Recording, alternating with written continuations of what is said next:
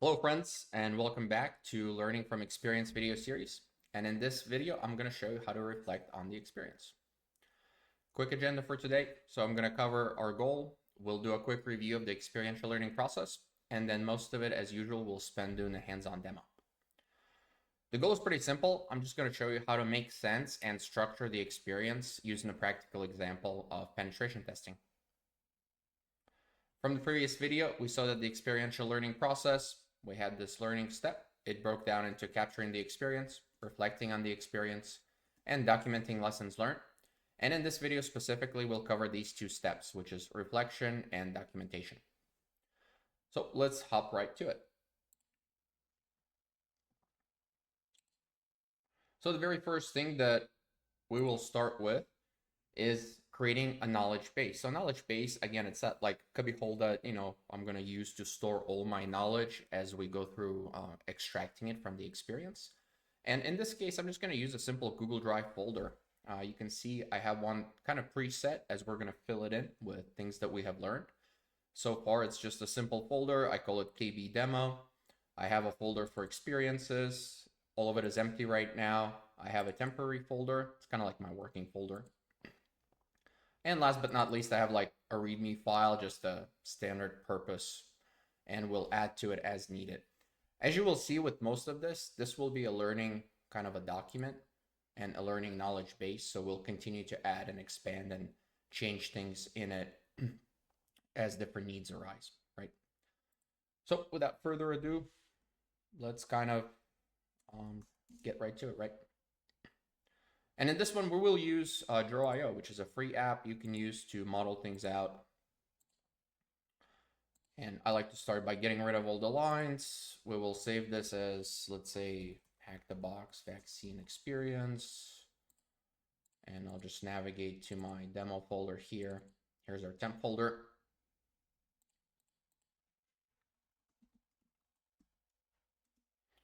Right, so now it's saved and we're ready to go. Very first thing, you can use any sort of modeling notation.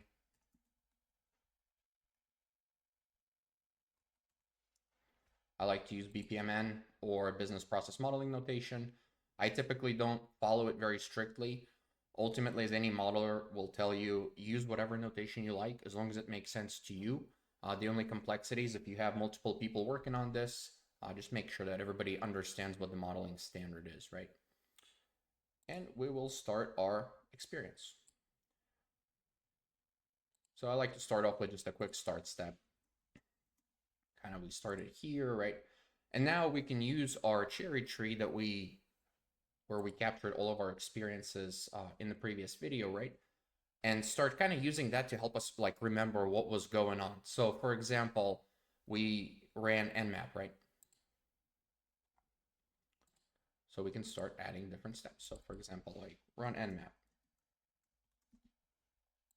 At this point, we're not creating like a process diagram necessarily, even though it looks like it, and it in essence is. The main goal is just to kind of help us map out the overall like experience as we went through it. And that's why we're gonna use cherry tree and combine it and kind of expand on it a little bit in this diagram, right? So we had our run Nmap.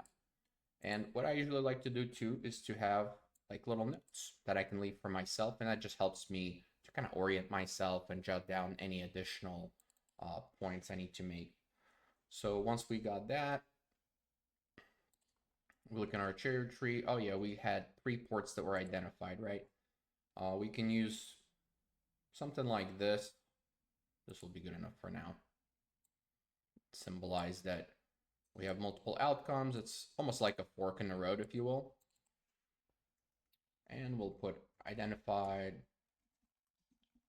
ports, so 21, 22, and 80, right? So we start to kind of like map it out. What happened after that? Well, we can remember that we went back to like FTP starting up at the top, right? And we said, well, we can potentially log in as anonymous. Okay, so maybe we want to put a gateway. And they're like a decision-making point. This is a XOR gateway. It's like or, so you can either go one way or the other way. And we start kind of, again, mapping it out a little bit. In this case, maybe we'll say the decision was, can I log in as anonymous? And essentially we have like a yes.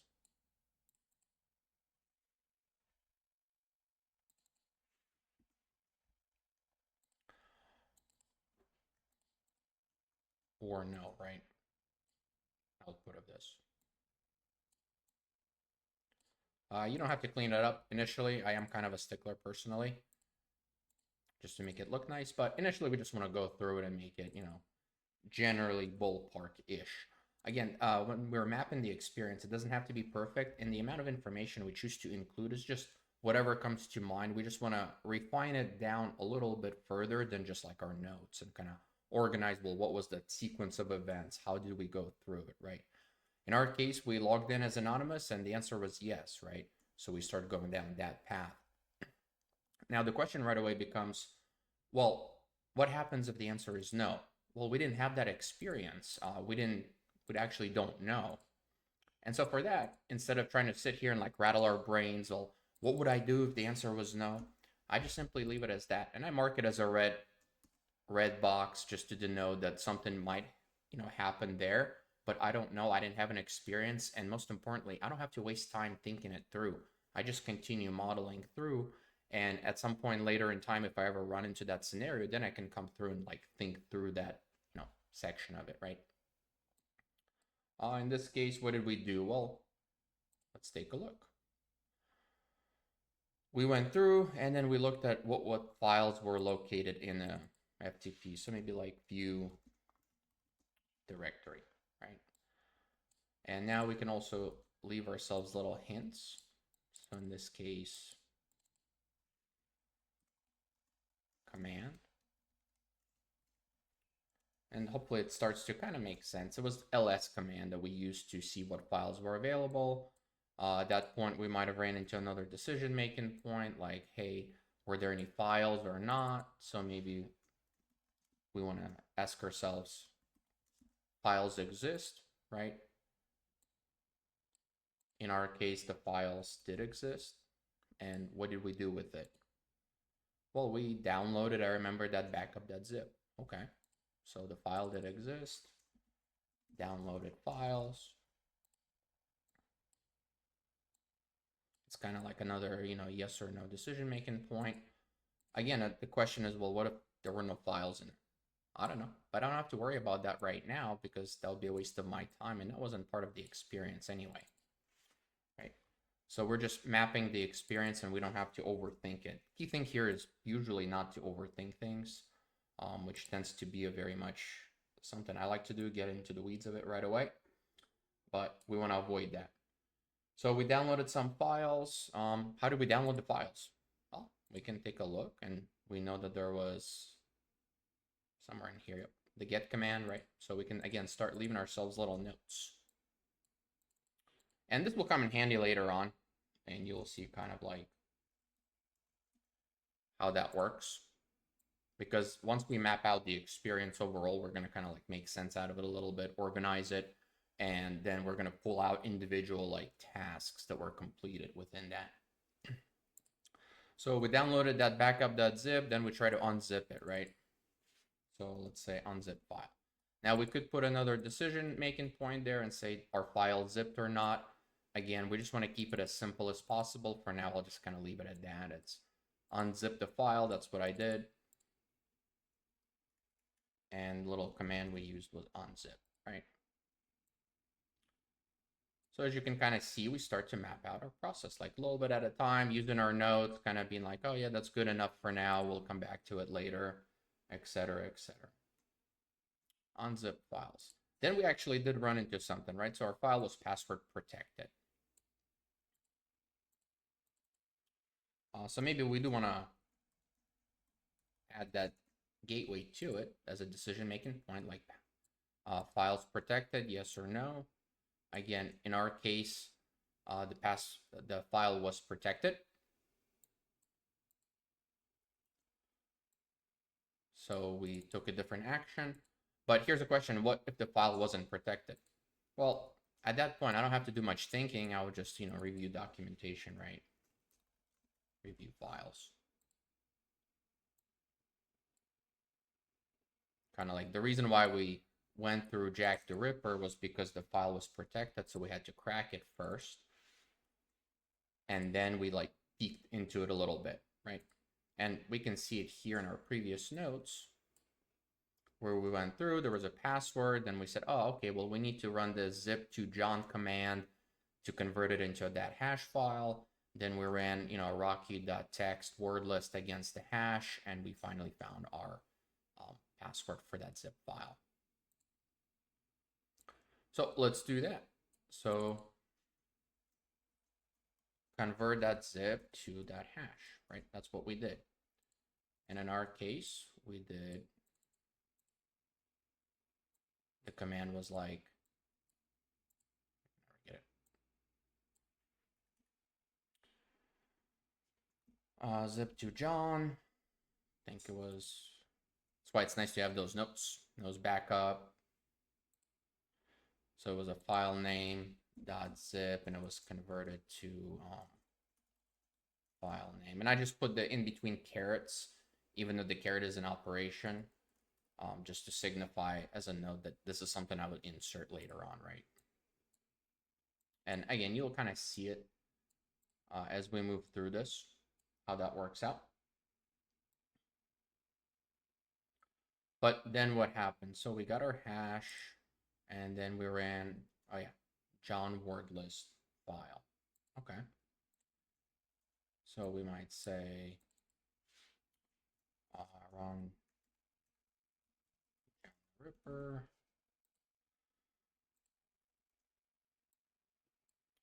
The command that we used.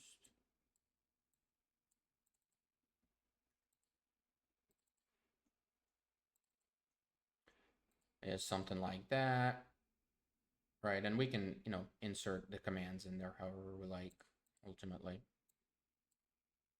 And expand it.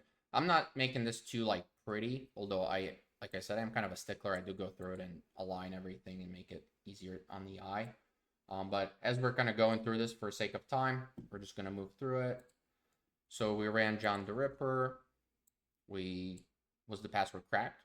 Okay, well, it's either yes or no. So in our case, it was cracked, right? So if it was not cracked, what would I do? I don't know, because I didn't get to that point. So again, it's just a knowledge gap. We're going to mark it as that and then move on with our experience. And then if the password was cracked, maybe like, let's say download it, or now it's kind of, we're getting to that point where it's very similar to this step here, right? So what would we do if the password was cracked? Well, review the files that are inside the zip, right? So now instead of having this here, we can actually get rid of this, take this, put it over here, and effectively just connect this to here. So in the event that the files are not password protected over here, it would just expedite us and we would skip straight to review files. If they are password protected, then we have a couple of extra steps to crack the password, right? And then again, you can move around these things. That's why draw IO is kind of cool, just to make it easier on the eye.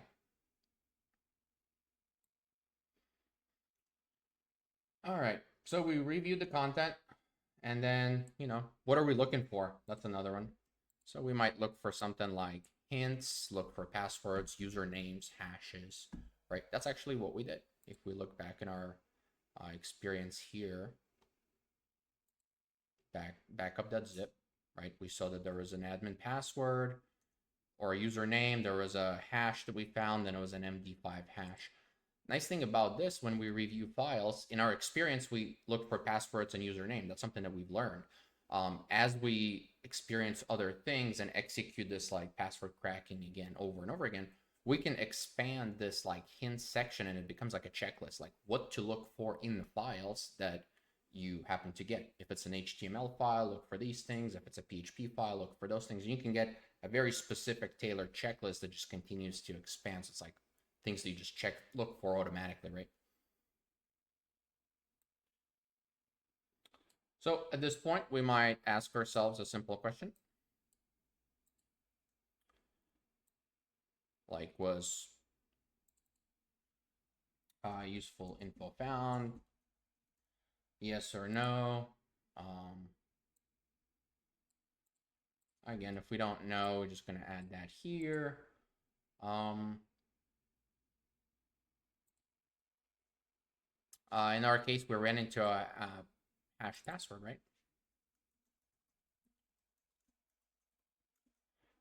So in our case, if we found the password, we can say, yeah, you know, we did find a hash, but it wasn't a password. So what did we do? Well, we messed around with Jack the Ripper a little bit more, right? To kind of crack the password. And we can see it here.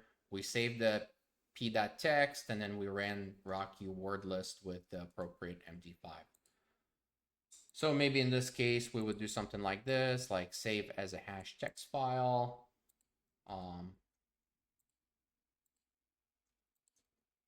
We identify type of a hash, right? And I am cheating a little bit. I already have this kind of like experience pre-modeled out just because it would be way too long for me to like try to cram it into like a 30-minute video or so. If we were doing it live, you know, it might take like an hour or something like that. But again, we can identify type of a hash. In our case, it was very simple. And then we're going to like run John the Ripper. John the Ripper, right?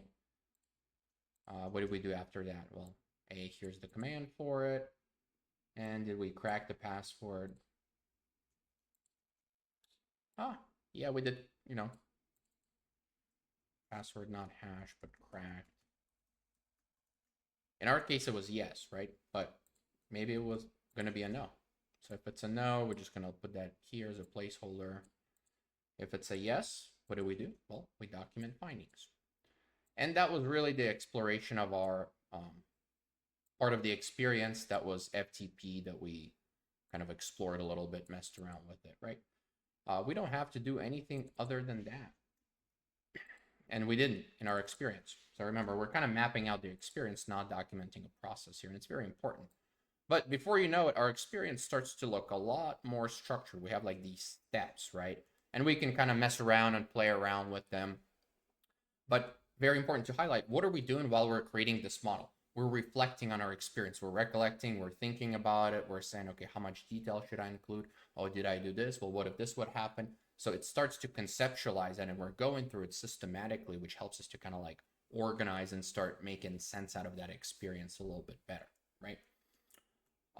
We can do the same thing, and I'll just do it for the expediency of it.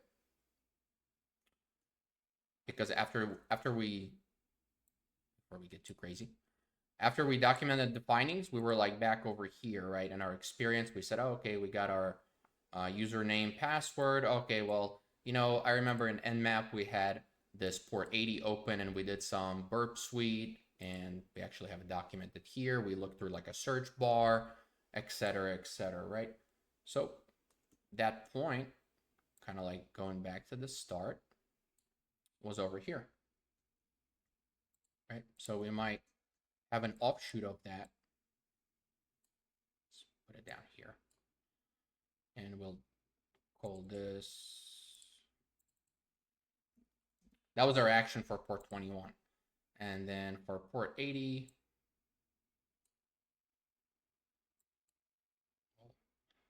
we'll label it real quick. So here's our sequence of steps for port 80. And we're not going to do anything crazy here. It's going to be more of the same. We just kind of go through it step by step and model this whole thing out, right? I'm going to cheat a little bit just for the sake of time, not to make this too long. But we effectively did something that looks like this, right? And just to kind of go through it. So we ran our burp suite, which we got to this screen here, as you recall, hopefully. If not, we got the notes. what they're there for. We used the built-in proxy tab, navigated to the website. We reviewed the website, right? We kind of poked around it a little bit. Some of the hints, again, this is that checklist that we build out. Like, what do we look at when we look at a website? In this case, we looked at a search bar, we looked at URL parameter input, and that was it. And in future experiences, we might look and recognize other things in there as well. Do we find anything useful? If the answer was no, then I don't know what to do after that. But in this case, we did find something useful. We found the search parameter. We looked to see if it was vulnerable or not with SQL map. We kind of went through, seeing if we can get a reverse shell in there. We set up a listening port that 443. So in our experience, that was kind of like over here where we set up our listener. We then ran that bash command through it, which was this one, right? On our shell. That was the command before that we got the shell from the injection attack, and that connected back to our listener, and we established a reverse shell. Was the reverse shell successful? If yes, we reviewed the system, which is what we did, right? We went to the root directory of the web server. We got the index PHP, or I'm sorry, dashboard PHP. If our reverse shell was not successful, I don't know. We didn't run into that scenario, so just mark it as question mark, right? And we just continue on until we found a different password in dashboard.php.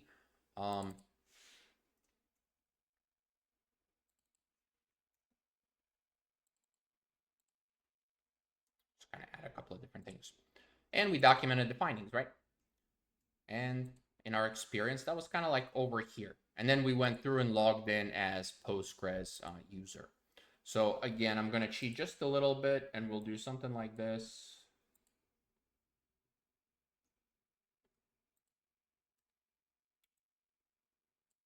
Because we essentially went through and kind of circled back to our initial starting point. And we explored port. I'm not clicking all over the place. We went through and we logged in as SSH, right? Using port 22.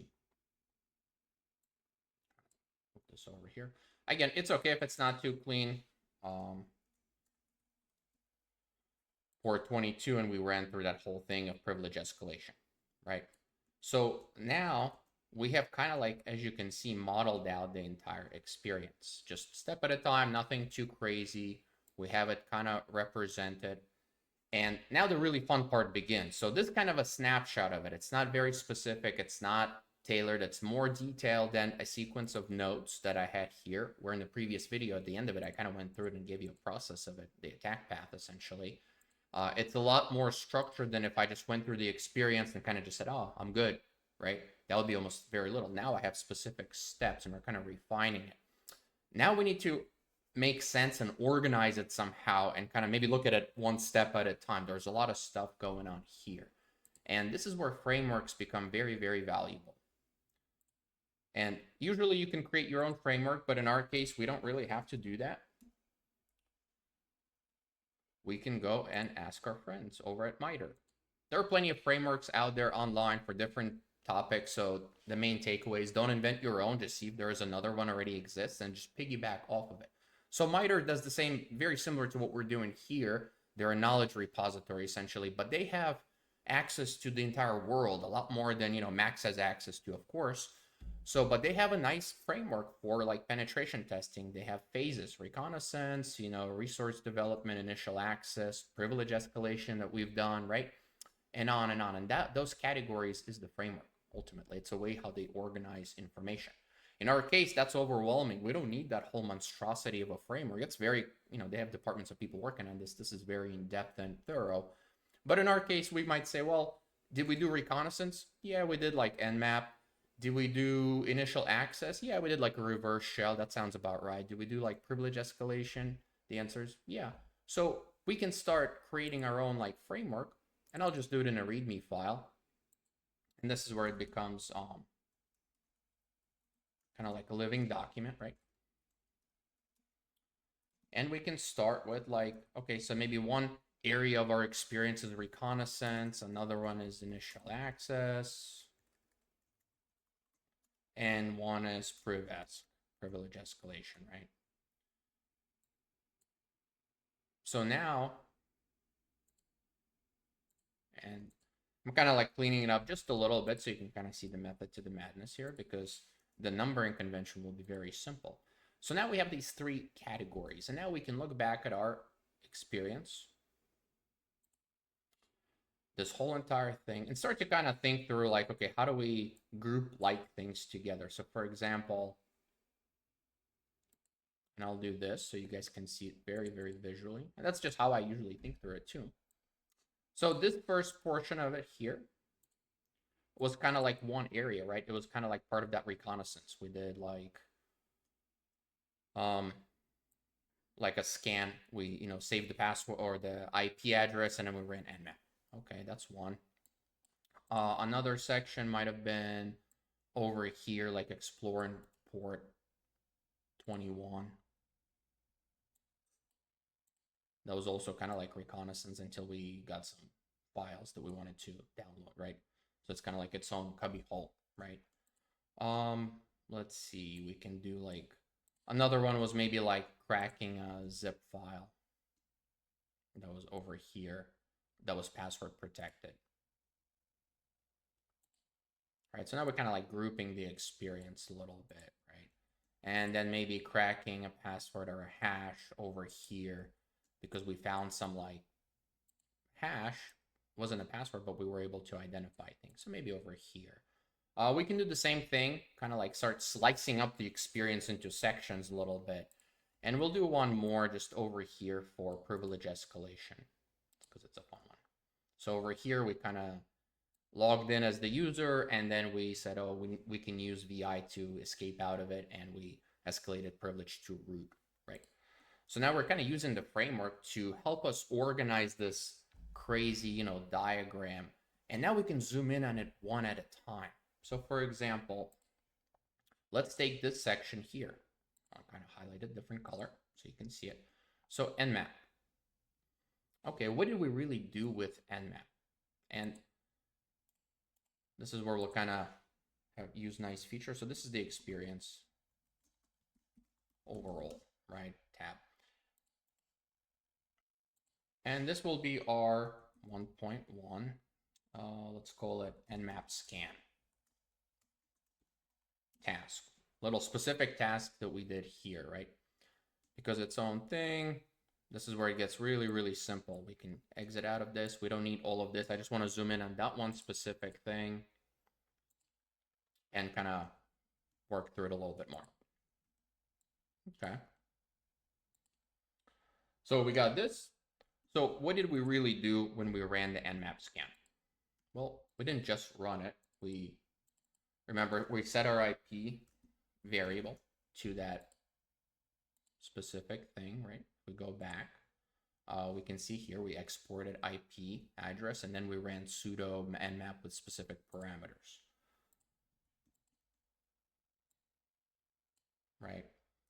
Then we might have ran the actual nmap, and the command for that was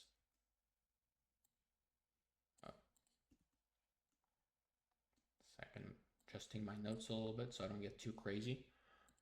But the command was this, right? So now we're like really refining that process down. And those of you that are software engineers are like, well, man, you can probably create a script that does that for you.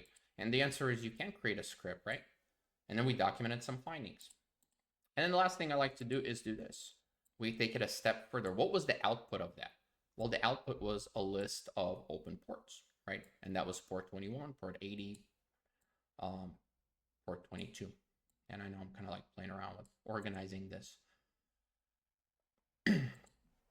Nmap, right? And so now we have that very specific task that we've refined down. We kind of zoomed in out of this overall experience. We thought through this a little bit more, reviewed our notes, and we can continue to do that for every single task, right? So for example, let's do another one real quick, just because it's fun. So we duplicate this. That's kind of how I do it, at least. We'll do the privilege escalation one. VI, we'll call it VI escape. I don't know, sounds cool. And if you're wondering why I'm labeling it 1.1 or 3.1 is, remember, we already had our framework, right? If I can find it. So now we have like an nmap scan. We have the one that we're about to do is called vescape. At least that's what I call it for now. And you can see we can kind of like annotate which tasks we have identified, and this ultimately becomes our taxonomy. I also ultimately typically do is like miscellaneous column here. If one of the tasks doesn't really fit into those 3 categories, I just throw everything into miscellaneous. And if I have a lot of miscellaneous item later on, that gives me an idea that maybe I should come back to like the MITRE framework and pick out one of these other categories to kind of make sense out of those if they have like some commonality, and that allows me to add another theme to my framework, right? And that's how I expand the framework. Hopefully that kind of makes sense. But in this one, vescape. So again, we're just going to do a quick like, put this over here. We don't need any of this, right? So we can just delete that, delete this. We're just cleaning it up. So we're like extracting the specific knowledge out of it. And check my notes real quick. So first we might do something like check privileges, right? And that's what we actually did. Again, we'll kind of clean it up later on, but for now I'm just trying to get through it so this video isn't too long. Can we use sudo? Yep, we can use sudo. And then run shell, we have our command. And then what was the output here? So the output was root access. So again, learn one little thing about this, right?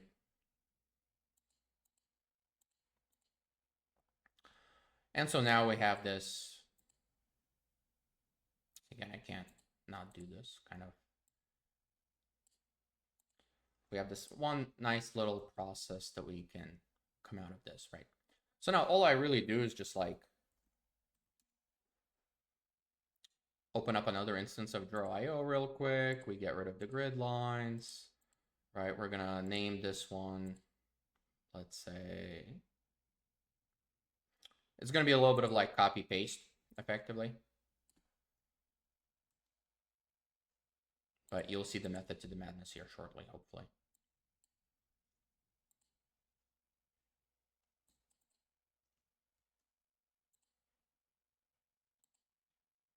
And then when we go to save it, now we're not saving it as an experience. We're going to save it just in our overall folder, and we're going to extract it as its own subtask, right?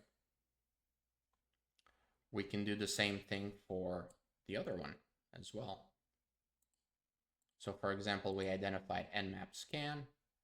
We take this, we're going to copy it real quick.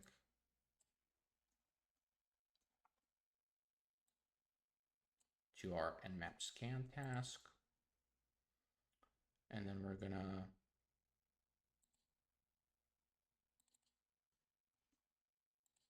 kind of just break it out, and we're gonna save it as nmap scan, right? So now when we go back to our knowledge base, you can see we're starting to fill it out, right? We're starting to pull out those individual little knowledge nuggets, they're called knowledge artifacts, and we start populating. And we can do that for every single section out of this one, this one, this one. We can think about how to organize it, break it apart. You know, we can have the same thing going on over here as well, etc., etc., right? And I'm not going to go through like modeling out every single one. I'll kind of show you a complete product. But why is that important? Well, now we have very specific tasks that are almost like Lego pieces that we're pulling out of this experience. And we can also start compressing things. So for example, if this is its own task that we have in a repo, essentially what happens is we can start representing our attack path more like coherently. For example, like this goes away, and then this whole thing goes away. And so now we have like that one nice subtask that's nice and crisp and clean. And, you know, we can do the same thing for all of them until it's a nice structured like attack path with very well defined tasks and commands. And within that, we know that there are knowledge gaps as well. And that's okay. Your knowledge manager can like review that and see it later on. And that can kind of drive training, right? And then I'll show you guys one last thing real quick. So every time we create one of those, we're learning something. We have learned that task, right? To whatever level of completeness. Wouldn't it be cool to like track that? Like, how do you track your learning? Well, here's a quick example of it. So we can create like a quick Excel spreadsheet. Insert a table. Maybe we'll do like date. Let me kind of cheat a little bit for expediency here.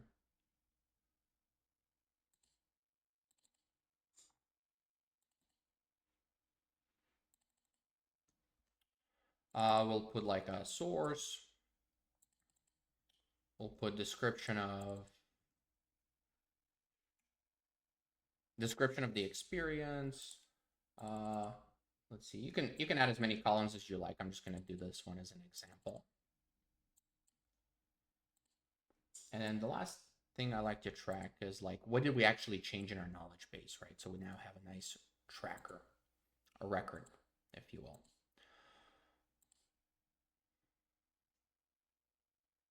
And we're gonna make it blue. So now maybe, what's today? 11/09/2025. Source was HTB vaccine. Description of experience. Maybe I worked through like just a quick summary of the events, right? I worked through that. And then description of what was learned. Well, I learned how to run Nmap, really. Running Nmap. And then what was the output of that learning? Like, so what, right? Okay, cool. And we updated, not recon Nmap, but Nmap scan, our little task, right?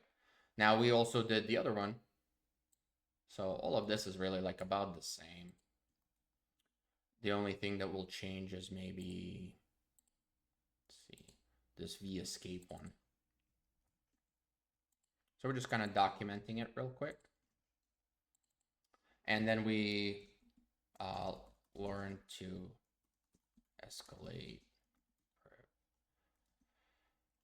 out of VI shell. Okay, so specifically, what did I learn or what did I modify, right?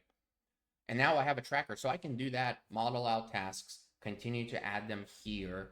And over a period of time, you can imagine if I have 100 tasks, I can look at things, okay, how many things am I learning per week? What is the source of my learning that's the best? Where am I getting the most learning? If I have a framework, like we have this one here, where I have recon, initial access, priv, I can start looking and saying, okay, what am I really strong at? Where am I weak at? Where is most of my learning coming from? Am I learning a lot of recon techniques? Am I learning a lot of privilege escalation techniques? And that allows me to be more aware of my learning pattern relating to this knowledge domain, which is like penetration testing, although it could be applied to any sort of learning. And I can become more efficient at learning. So it's almost like meta learning. I'm learning how I'm learning. How do I learn best the specific task, right? And that's pretty much it. All I wanted to show for now, as you will see, and I'll show you like a completed example of this. So I went through and modeled out that experience, same thing, prepping for this video, but I actually went through and pulled out every single thing out of it. And just one experience, I've learned all of these things in there. You know, there's a learning tracker that tracks what I've learned specifically just from one experience.